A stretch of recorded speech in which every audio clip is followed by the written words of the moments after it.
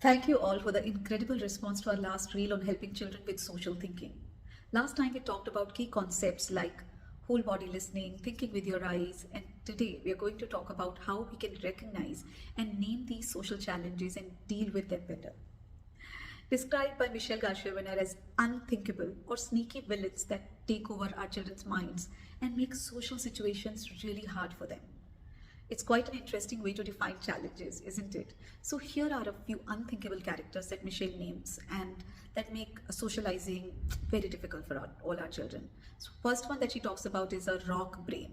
This sneaky character gets kids stuck on one idea that refuses change, like when they insist on playing the same game every day or will only do a routine activity the exact same way. You can tell them that the rock brain is trying to control them.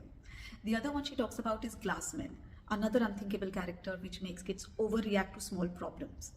A broken crayon, instant meltdown. Losing a game, huge tears. Tell them, glassman is here to attack. There's also a one-sided Sid who takes over conversations, talking only about their interests, like only talking about dinosaurs or an upcoming visit.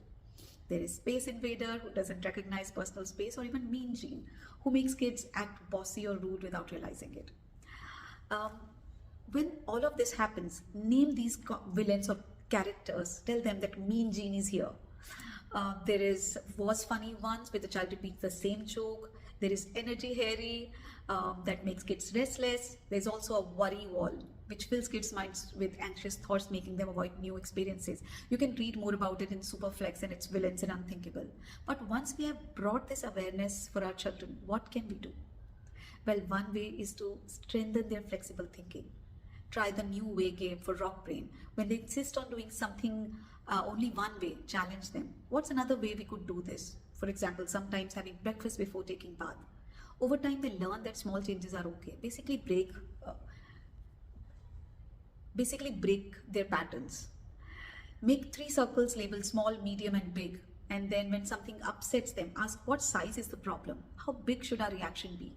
This helps them match their reaction for the problem when the overreaction glassman comes knocking. You can create more such strategies to deal with all the unthinkables, and I assure you it'll go a long way in helping our children be better at social interactions.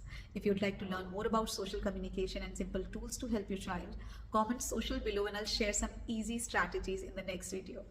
Save and share this reel with another parent who needs this, and follow us for more such informative videos. Thank you so much.